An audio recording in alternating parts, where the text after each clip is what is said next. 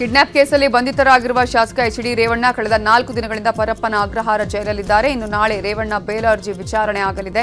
ಜಾಮೀನು ವಿಚಾರವಾಗಿ ರೇವಣ್ಣಗೆ ಟೆನ್ಷನ್ ಶುರುವಾಗಿದ್ದು ಜಾಮೀನು ಸಿಗುತ್ತಾ ಅಂತ ಟೆನ್ಷನ್ನಲ್ಲಿದ್ದಾರೆ.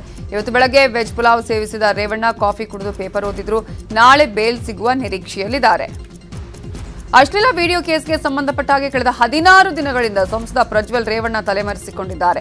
ವಿದೇಶಕ್ಕೆ ತೆರಳಿರುವ ಪ್ರಜ್ವಲ್ ರೇವಣ್ಣ ಪತ್ತೆಗೆ ಈಗಾಗಲೇ ಎಸ್ಐಟಿ ಬ್ಲೂ ಕಾರ್ನರ್ ನೋಟಿಸ್ ಜಾರಿ ಮಾಡಿದೆ. ಪ್ರಜ್ವಲ್ ರೇವಣ್ಣ ಪತ್ತೆಗೆ ಎಸ್ಐಟಿ ಶತ ಪ್ರಯತ್ನ ನಡೆಸ್ತಾ ಇದ್ದು ಮಾಹಿತಿ ಸಿಕ್ಕ ಕೂಡಲೇ ವಿದೇಶಕ್ಕೆ ತೆರಳಿ ಬಂಧಿಸುವ ಸಾಧ್ಯತೆ ಇದೆ.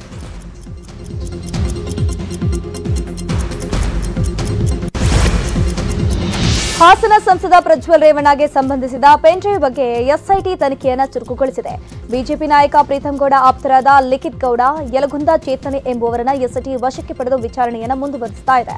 ಚೇತನಿ ಎಂಬಾತ ಪ್ರೀತಂ ಗೌಡ ಕಚೇರಿಯಲ್ಲಿ ಕೆಲಸವನ್ನ ಮಾಡ್ತಿದ್ದು, ಮತ್ತೊಬ್ಬ ಲಿಖಿತ್ ಗೌಡ ಪ್ರೀತಂ ಗೌಡ್ರ ಆಪ್ತನಾಗಿದ್ದಾನೆ.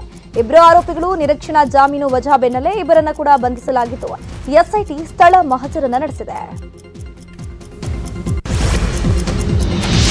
ಮಾಜಿ ಸಿಎಂ ಕುಮಾರಸ್ವಾಮಿ ವಿರುದ್ಧ ಮದ್ದೂರು ಶಾಸಕ ಕದಲೂರು ಉದಯ್ ಸ್ಫೋಟಕ ಹೇಳಿಕೆ ಕೊಟ್ಟಿದ್ದಾರೆ. ದೌರ್ಜನ್ಯಕ್ಕೆ ಒಳಗಾದ ಮಹಿಳೆಯರು ದೂರು ಕೊಡುವ ಕಾಲ ಬಂದಿದೆ. ಕುಮಾರಸ್ವಾಮಿ ಏನು ಸಾಚಾ ಅಲ್ಲ. ಕುಮಾರಸ್ವಾಮಿ ಪ್ರಜ್ವಲ್ ರೀತಿ ಪರಿಸ್ಥಿತಿ ಎದುರಿಸಲಿದ್ದಾರೆ. ಇಷ್ಟು ದಿನ ಯಾರು ಬಂದು ದೂರು ಕೊಡೋದಕ್ಕೆ ಧೈರ್ಯ ಮಾಡಿರಲಿಲ್ಲ. ಕುಮಾರಸ್ವಾಮಿ ಲೈಂಗಿಕ ದೌರ್ಜನ್ಯ ಮಾಡಿರುವ ಬಗ್ಗೆ ಕೇಳಿದ್ದೀವಿ. ಅವರ ಆಪ್ತರೇ ಹಲವಾರು ಬಾರಿ ಹೇಳಿದ್ದಾರೆ ಅಂತ ಸ್ಫೋಟಕ ಹೇಳಿಕೆ ಕೊಟ್ಟಿದ್ದಾರೆ. ಇವತ್ತು ಯಾವ ನೈತಿಕತೆ ಇದೆ? ಕುಮಾರಸ್ವಾಮಿ ಏನು ಸಾಚಾನ? ಒಬ್ಬ ಮುಖ್ಯಮಂತ್ರಿ ಆದರೂ ಒಬ್ಬ ಏನು ಮಗಳ ವಯಸ್ಸಿನ ಹೆಣ್ಮಗಳನ್ನ ಪುಸ್ಲಾಯಿಸಿ ಇವತ್ತು ಮಗು ಹುಟ್ಟಿಸಿ ರೋಡಲ್ಲಿ ಬಿಟ್ಬಿಟ್ಟು ಇರೋದು ಏನು ಸತ್ಯ ಯಾರಿಗೂ ಏನು ಕಾಣಿಸ್ತಾ ಇಲ್ವಾ? ಇದಕ್ಕಿಂತ ನೀಚರು ಇನ್ಯಾರು ಈ ಜಗತ್ತಲ್ಲಿ ಇದ್ದಾರ? ನೀಚರು ಅಂತ ಹೇಳ್ತಾರಲ್ಲ ಸರ್ಕಾರದ ಬಗ್ಗೆ, ಕುಮಾರಸ್ವಾಮಿಗಿನ್ನ ನೀಚರು ಯಾರು ಇದ್ದಾರ? ಇಂಥ ಕೆಲಸ ಯಾರಾದರೂ ಮಾಡ್ತಾರಾ? ಯಾರೋ ಅವಿವೇಕಿಗಳು ಮಾಡೋದನ್ನು ನಾವು ಗಮನಿಸಿದ್ದೀವಿ. ಹಳ್ಳಿಗಳಲ್ಲಿ ಇನ್ನೆಲ್ಲೋ ಹುಡುಗರು, ತಿಳುವಳಿಕೆ ಇಲ್ಲದಿರೋ ಯುವಕರು ಮಾಡುವಂಥದ್ದನ್ನು ಗಮನಿಸಿದ್ದೀವಿ. ಮುಖ್ಯಮಂತ್ರಿ ಅಂತ ಜವಾಬ್ದಾರಿ ಸ್ಥಾನದಲ್ಲಿದ್ದವರು ಇಂಥ ನೀಚ ಕೆಲಸ ಮಾಡ್ತಾರಾ? ಕುಮಾರಸ್ವಾಮಿಯಿಂದ ದೌರ್ಜನ್ಯಕ್ಕೆ ಒಳಗಾದ ಹೆಣ್ಮಕ್ಕಳು, ಸಂತ್ರಸ್ತೆಯರು ಈಚೆ ಬಂದು ದೂರು ಕೊಡುವ ಕಾಲ ಭಾಳ ಹತ್ರ ಆಗ್ತಾ ಇದೆ. ಇದ್ರ ಬಗ್ಗೆ ಯಾವುದೇ ಸಂದೇಹ ಇಟ್ಕೋಬೇಡಿ. ಇದೇ ವೇಳೆ ಪ್ರಜ್ವಲ್ ಕೇಸಲ್ಲಿ ಕೈವಾಡ ಇದೆ ಅಂತ ರಾಜ್ಯ ಸರ್ಕಾರದ ವಿರುದ್ಧ ಜೆಡಿಎಸ್ ಪ್ರತಿಭಟನೆ ಮಾಡ್ತಾ ಇರುವ ಬಗ್ಗೆನೂ ಮಾತನಾಡಿದ ಉದಯ್, ಸಂಸದ ಪ್ರಜ್ವಲ್ ರೇವಣ್ಣ ವಿಡಿಯೋವನ್ನ ಸರ್ಕಾರ ಮಾಡಿಸಿತ್ತ, ಪ್ರಜ್ವಲ್ನೇ ವಿಡಿಯೋ ಮಾಡಿಕೊಂಡಿದ್ದ. ಪ್ರಜ್ವಲ್ ರೇವಣ್ಣ ಜೆಡಿಎಸ್ ಸಂಸದ. ಜೆಡಿಎಸ್ ಒಂದು ಕುಟುಂಬಕ್ಕೆ ಸೀಮಿತವಾದ ಪಕ್ಷ.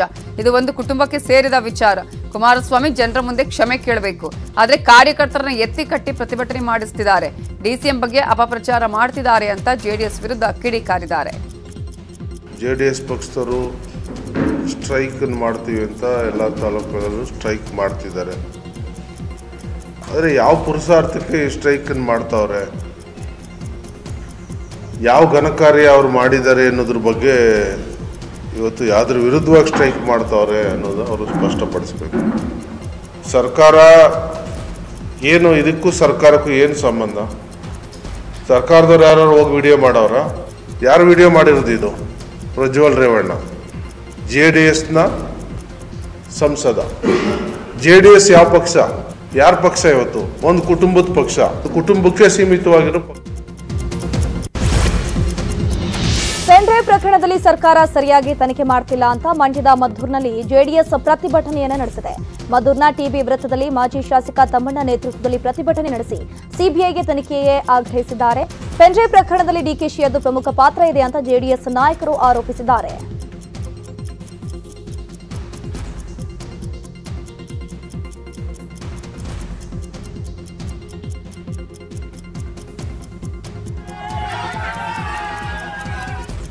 ವಿಧಿಸಲಿ, ನಾವೇನು ಬೇಡ ಅಂತ ಹೇಳೋದಿಲ್ಲ. ಅವ್ರ ಮೇಲೆ ಇದ್ರೂ ಕೊಡಲಿ, CBI ಕೊಡಲಿ, ಸಾಕ್ಷ್ಯಾಧಾರ ಇದ್ರೆ ಕೊಡಲಿ, ಬೇಡ ಅಂತ ಹೇಳೋದಿಲ್ಲ. ಇದನ್ನು ಈ ಥರ ಮಾಡಿ ನಮ್ಮ ರಾಜ್ಯದ ಹೆಣ್ಣುಮಕ್ಕಳ ಮಾನ ಮರ್ಯಾದೆ ಹರಾಜು ಹಾಕೋದನ್ನು ದಯಮಾಡಿ ನಿಲ್ಲಿಸಿ ಅಂತೇಳಿ ಅವರಲ್ಲಿ ವಿನಯವಾಗಿ ನಾವು ಪ್ರಾರ್ಥನೆ ಮಾಡ್ತೀವಿ.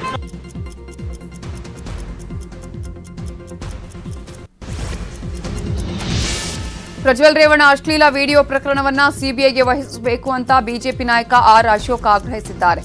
ಜೆಡಿಎಸ್ ಹೋರಾಟಕ್ಕೆ ನಮ್ಮ ಬೆಂಬಲ ಇದೆ. ಪ್ರಕರಣದಲ್ಲಿ ಕೆಲವರನ್ನ ಅನಾವಶ್ಯಕವಾಗಿ ಸಿಕ್ಕಿಸಲಾಗುತ್ತಿದೆ ಅಂತ ಸರ್ಕಾರದ ವಿರುದ್ಧ ವಾಗ್ದಾಳಿ ಮಾಡಿದ್ದಾರೆ. ಪ್ರಜ್ವಲ್ ಪೆನ್ಡ್ರೈವ್ ಪ್ರಕರಣದ ಬಗ್ಗೆ ಮಾಜಿ ಸಿಎಂ ಬಸವರಾಜ ಬೊಮ್ಮಾಯಿ ಪ್ರತಿಕ್ರಿಯೆ ಕೊಟ್ಟಿದ್ದಾರೆ. ಪ್ರಜ್ವಲ್ ಪ್ರಕರಣವನ್ನ ಯಾರು ಸಮರ್ಥನೆ ಮಾಡುವ ಪ್ರಶ್ನೆಯೇ ಇಲ್ಲ. ಆದರೆ ಪ್ರಕರಣದ ತನಿಖೆ ನಡೀತಾ ಇರುವಂತಹ ರೀತಿ ಸರಿ ಇಲ್ಲ. ಮಾಹಿತಿ ಕೊಟ್ಟವರನ್ನೇ ಬಂಧನ ಮಾಡ್ತಿದ್ದಾರೆ. ಎಸ್ಐಟಿಯ ತನಿಖೆ ದಿಕ್ಕು ತಪ್ತಾ ಇದೆ ಅನ್ನುವ ಆರೋಪ ಮಾಡಿದ್ದಾರೆ. ಯಾರು ಸಮರ್ಥನೆ ಮಾಡೋ ಪ್ರಶ್ನೆನೇ ಇಲ್ಲ. ಆದರೆ ತನಿಖೆ ಯಾವ ರೀತಿ ಆಗ್ತಾ ಇದೆ ಅನ್ನೋದನ್ನ ಜನ ಪ್ರಶ್ನೆ ಮಾಡ್ತಾರೆ. ಬಗ್ಗೆ ಮಾಹಿತಿಯನ್ನು ಕೊಟ್ಟಿದ್ದಾರೆ, ಅವ್ರ ಮೇಲೆ ಕಂಪ್ಲೇಂಟ್ ಮಾಡಿದ್ದಾರೆ. ಹೀಗೆ ಒಂಥರ ಆ ಅಪರಾಧಿಗಳನ್ನು ಕರ್ತಂದು ಶಿಕ್ಷೆ ಮಾಡಬೇಕು. SIT ಪ್ರಥಮ ಕರ್ತವ್ಯ ಅದು.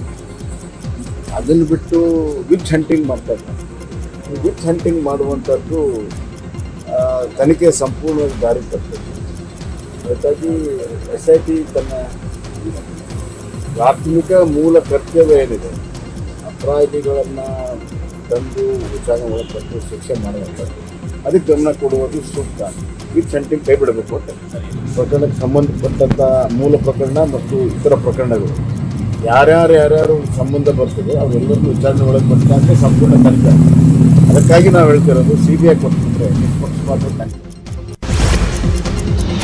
ಪ್ರಜ್ವಲ್ ಪ್ರಕರಣವನ್ನ ಸಿಬಿಐಗೆ ಕೊಡುವ ವಿಚಾರಕ್ಕೆ ಸಂಬಂಧಪಟ್ಟಂತೆ ಪ್ರತಿಕ್ರಿಯಿಸಿದ DK ಶಿವಕುಮಾರ್ ಅದರ ಬಗ್ಗೆ ಎಷ್ಟು ದಿನ ಮಾತನಾಡಲಿ, ಸ್ವಲ್ಪ ದಿನ ರೆಸ್ಟ್ ಕೊಡೋಣ ಅಂತ ಹೇಳಿದ್ರು. ಇನ್ನು ಬಿಜೆಪಿ ಜೆಡಿಎಸ್ ಮೈತ್ರಿಗೆ ಟಾಂಗ್ ಕೊಟ್ಟ DCM DK ಶಿವಕುಮಾರ್ ಅವರು ಪರ್ಮನೆಂಟ್ ಆಗಿ ಮೈತ್ರಿ ಮಾಡ್ಕೊಳ್ಳಿ, ಅವರು ನಮ್ದೇನು ಅಭ್ಯಂತರ ಇಲ್ಲ ಅಂತ ಹೇಳಿದ್ರು. ನನ್ನ ಪ್ರಕಾರ ಕಾಂಗ್ರೆಸ್ ಮೈತ್ರಿಕೂಟದ ಇಂಡಿಯಾ ಬರುತ್ತೆ, ಬಿಜೆಪಿಯವರು ಪ್ರಧಾನಿಯಾಗಲು ಸಾಧ್ಯವೇ ಇಲ್ಲ ಅಂತ ಹೇಳಿದ್ರು.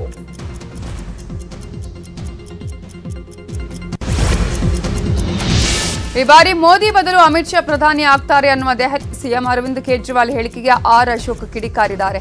ಬಿಜೆಪಿಯಲ್ಲಿ 75 ವರ್ಷಕ್ಕೆ ನಿವೃತ್ತಿ ಅನ್ನುವ ನಿಯಮ ಇಲ್ಲ. ಬಿಜೆಪಿಯ ಕಾರ್ಯಕಾರಿ ಮಂಡಳಿ ಅಂತಹ ಯಾವ ನಿರ್ಧಾರವೂ ಕೂಡ ಮಾಡಿಲ್ಲ. ಪ್ರಧಾನಿಯಾಗಿ ಮೋದಿಯವರು ಮುಂದುವರಿತಾರೆ ಅಂದಿದ್ದಾರೆ. ಇನ್ನು ಅರವಿಂದ್ ಕೇಜ್ರಿವಾಲ್ ಈಗಷ್ಟೇ ಜೈಲಿಂದ ಬಂದಿದ್ದಾರೆ. ಜೈಲಿನಲ್ಲಿ ಕೈದಿಗಳ ಜೊತೆ ಇದ್ದು ಮಾನಸಿಕ ಸ್ಥಿಮಿತತೆಯನ್ನ ಕಳ್ಕೊಂಡಿದ್ದಾರೆ ಅಂತ ಕಿಡಿಕಾರಿದ್ದಾರೆ. ಜೂನ್ 3ರಂದು ನಡೆಯಲಿರುವ ವಿಧಾನ ಪರಿಷತ್ ಚುನಾವಣೆಗೆ ಕಾಂಗ್ರೆಸ್ ತನ್ನ ಅಭ್ಯರ್ಥಿಗಳನ್ನು ಪ್ರಕಟ ಮಾಡಿದೆ. ದಕ್ಷಿಣ ಶಿಕ್ಷಕರ ಕ್ಷೇತ್ರಕ್ಕೆ ಮಾರಿತಿಬ್ಬೇಗೌಡ, ಆಗ್ನೇಯ ಶಿಕ್ಷಕರ ಕ್ಷೇತ್ರದಿಂದ DT ಶ್ರೀನಿವಾಸ್, ಬೆಂಗಳೂರು ಪದವೀಧರ ಕ್ಷೇತ್ರದಿಂದ ರಾಮೋಜಿಗೌಡ ಸ್ಪರ್ಧೆ ಖಚಿತವಾಗಿದೆ. DCM DK Shivakumar B form ವಿತರಣೆಯನ್ನು ಮಾಡಿದ್ದಾರೆ. ಈ ಮಧ್ಯೆ ಪರಿಷತ್ ಚುನಾವಣೆಗೆ ಕಾಂಗ್ರೆಸ್ ಭರ್ಜರಿಯಾಗಿರುವಂತಹ ಸಿದ್ಧತೆಯನ್ನು ಮಾಡಿಕೊಂಡಿದೆ. ಭಾರತ್ ಜೋಡೋ ಭವನದಲ್ಲಿ ಸಿಎಂ ಸಿದ್ದರಾಮಯ್ಯ ನೇತೃತ್ವದಲ್ಲಿ ಸಭೆಯನ್ನು ನಡೆಸಲಾಯಿತು. ಈ ಸಭೆಯಲ್ಲಿ ಸಚಿವರಾದ KH ಮುನಿಯಪ್ಪ, ರಾಮಲಿಂಗಾರೆಡ್ಡಿ, ಪ್ರಿಯಾಂಕ್ ಖರ್ಗೆ, ಶಾಸಕರಾದ TB ಜಯಚಂದ್ರ ಸೇರಿ 6 ಪದವೀಧರ ಹಾಗೂ ಶಿಕ್ಷಕರ ಕ್ಷೇತ್ರಗಳ ಅಭ್ಯರ್ಥಿಗಳು ಕೂಡ ಭಾಗಿಯಾಗಿದ್ದರು. ಸಭೆಯಲ್ಲಿ ಅಭ್ಯರ್ಥಿಗಳನ್ನು ಗೆಲ್ಲಿಸುವ ಬಗ್ಗೆ ಮಹತ್ವದ ಚರ್ಚೆಯನ್ನು ನಡೆಸಲಾಯಿತು. ಕರ್ನಾಟಕದಲ್ಲಿ ಲೋಕಸಭಾ ಚುನಾವಣೆಯ ಮತದಾನ ಮುಗಿದಿದ್ದು ಅಭ್ಯರ್ಥಿಗಳ ಭವಿಷ್ಯ ಮತಪೆಟ್ಟಿಗೆ ಸೇರಾಗಿದೆ. ದಾವಣಗೆರೆಯಲ್ಲಿ ಬೆಟ್ಟಿಂಗ್ ಭರಾಟೆ ಜೋರಾಗಿದೆ. ಕಾಂಗ್ರೆಸ್ ಅಭ್ಯರ್ಥಿ ಪ್ರಭಾ ಮಲ್ಲಿಕಾರ್ಜುನ್ ಗೆಲ್ತಾರೆ ಅಂತ ಅವರ ಮುಂದೆಯೇ ಬೆಂಬಲಿಗರು ಬೆಟ್ಟಿಂಗ್ ಕಟ್ಟೋದಕ್ಕೆ ಮುಂದಾಗಿದ್ರು. ಪ್ರಭಾ ಮಲ್ಲಿಕಾರ್ಜುನ್ ಗೆದ್ದೇ ಗೆಲ್ತಾರೆ, ನಾನು ಬೆಟ್ಟಿಂಗ್ ಕಟ್ಟಲು ರೆಡಿ ಇದ್ದೇನೆ, 2.5 ಎಕರೆ ಜಮೀನು ಬೆಟ್ಟಿಂಗ್ ಕಟ್ಟಲು ರೆಡಿ ಇದೆ ಅಂತ ಹೇಳಿದ್ದಾರೆ. ಈ ವೇಳೆ ಕಾರ್ಯಕರ್ತನಿಗೆ ತಿಳಿ ಹೇಳಿದ ಪ್ರಭಾ ಮಲ್ಲಿಕಾರ್ಜುನ್ ಬೆಟ್ಟಿಂಗ್ ಕಟ್ಟೋಕೆ ಹೋಗಬೇಡಿ ಅಂತ ಹೇಳಿದ್ದಾರೆ.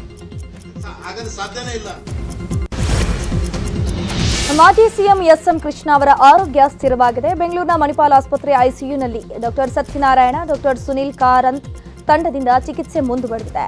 ಇನ್ನು ಕ್ರಿಟಿಕಲ್ ಕೇರ್ ಯೂನಿಟ್ನಲ್ಲಿ SM ಕೃಷ್ಣ ಅವರಿಗೆ ಚಿಕಿತ್ಸೆಯನ್ನು ನೀಡಲಾಗ್ತಾ ಇದೆ. ಶ್ವಾಸಕೋಶದ ಸಮಸ್ಯೆಯಿಂದ ಬಳಲ್ತಾ ಇರುವ SM ಕೃಷ್ಣ ಕಳೆದ 1 ವಾರದಿಂದ ಆಸ್ಪತ್ರೆಯಲ್ಲಿ ಚಿಕಿತ್ಸೆಯನ್ನು ಪಡೆಯುತ್ತಾ ಇದ್ದಾರೆ. ರಾಜ್ಯದ ಹಲವು ಕಡೆ ಇನ್ನು 5 ದಿನಗಳ ಕಾಲ ಭಾರಿ ಮಳೆಯಾಗಲಿದೆ ಅಂತ ಹವಾಮಾನ ಇಲಾಖೆ ಮುನ್ಸೂಚನೆ ಕೊಟ್ಟಿದೆ. ಹಾಸನ, ದಾವಣಗೆರೆ, ಮಂಡ್ಯ, ಮೈಸೂರು, ಚಾಮರಾಜನಗರ, ಹಾವೇರಿ, ಬೆಳಗಾವಿ, ಬಾಗಲಕೋಟೆ ಜಿಲ್ಲೆಗಳಲ್ಲಿ ಗುಡುಗು ಬಿರುಗಾಳಿ ಸಹಿತ ಭಾರಿ ಮಳೆಯಾಗಲಿದ್ದು ಬೀದರ್, ಧಾರವಾಡ, ಕಲಬುರಗಿ, ಕೊಪ್ಪಳ, ರಾಯಚೂರು ಸೇರಿದಂತೆ ಹಲವು ಕಡೆ ಸಾಧಾರಣ ಮಳೆ ಸುರಿಯಲಿದೆ ಅಂತ ಹವಾಮಾನ ಇಲಾಖೆ ಮಾಹಿತಿ ಕೊಟ್ಟಿದೆ. ಇನ್ನು ಉತ್ತರ, ದಕ್ಷಿಣ ಹಾಗೂ ಕರಾವಳಿ ಕರ್ನಾಟಕಕ್ಕೆ ಯೆಲ್ಲೋ ಅಲರ್ಟ್ ಅನ್ನು ಘೋಷಣೆ ಮಾಡಲಾಗಿದೆ. ಬೆಂಗಳೂರಲ್ಲಿ ಮೇ 15ರವರೆಗೆ ಯೆಲ್ಲೋ ಅಲರ್ಟ್ ಘೋಷಣೆ ಮಾಡಲಾಗಿದ್ದು ಭಾರಿ ಮಳೆಯಾಗಲಿದೆ ಅನ್ನುವ ಎಚ್ಚರಿಕೆಯನ್ನು ನೀಡಲಾಗಿದೆ. ಇನ್ನು ಇವತ್ತು ರಾಜ್ಯದಲ್ಲಿ ಭಾರಿ ಮಳೆಯಾಗಲಿದೆ ಅಂತ ಹವಾಮಾನ ಇಲಾಖೆ ಮುನ್ಸೂಚನೆ ಕೊಟ್ಟಿದ್ದು ರಾಜ್ಯದ 13 ಜಿಲ್ಲೆಗಳಿಗೆ ಯೆಲ್ಲೋ ಅಲರ್ಟ್ ಘೋಷಿಸಲಾಗಿದೆ. ದಕ್ಷಿಣ ಕನ್ನಡ, ಉಡುಪಿ, ಉತ್ತರ ಕನ್ನಡ, ಬೆಳಗಾವಿ, ಧಾರವಾಡ, ಹಾವೇರಿ, ಚಿತ್ರದುರ್ಗ, ಹಾಸನ, ಕೊಡಗು, ಮಂಡ್ಯ, ರಾಮನಗರ, ಶಿವಮೊಗ್ಗದಲ್ಲಿ ಯೆಲ್ಲೋ ಅಲರ್ಟ್ ಅನ್ನು ಘೋಷಣೆ ಮಾಡಲಾಗಿದೆ. ಆಲ್ರೆಡಿ ಬೆಂಗಳೂರಲ್ಲಿ ಮಳೆ ಶುರುವಾಗಿದೆ. Whitefield, electronic city, Chandapura, JP ನಗರ, ನೈಸ್ ರಸ್ತೆ ಸೇರಿದಂತೆ ಹಲವು ಕಡೆ ಮಳೆಯಾಗ್ತಿದೆ. 2 ದಿನಗಳ ಗ್ಯಾಪ್ ನಂತರ ಮತ್ತೆ ಬೆಂಗಳೂರಲ್ಲಿ ಮಳೆರಾಯ ಅಬ್ಬರಿಸುತ್ತಿದ್ದಾನೆ. ಇತ್ತ ವಿಜಯಪುರದಲ್ಲೂ ಬಿರುಗಾಳಿ ಸಹಿತ ಧಾರಾಕಾರ ಮಳೆಯಾಗಿದೆ. ಭಾರೀ ಮಳೆಗೆ ಇಂಡಿ ಪಟ್ಟಣದ ದರ್ಗಾ ಬಳಿಯ ತೋಟದಲ್ಲಿ ಬೆಳೆದಿದ್ದಂತಹ ನಿಂಬೆ ಗಿಡಗಳು ನೆಲಕಚ್ಚಿವೆ. ಇನ್ನು ಸಂಜು ವಾಘಮೋಡೆ ಎಂಬುವರಿಗೆ ಸೇರಿದ 30ಕ್ಕೂ ಹೆಚ್ಚು ನಿಂಬೆ ಗಿಡಗಳು ಹಾಳಾಗಿದ್ದು ರೈತ ಕಣ್ಣೀರು ಹಾಕಿದ್ದಾರೆ.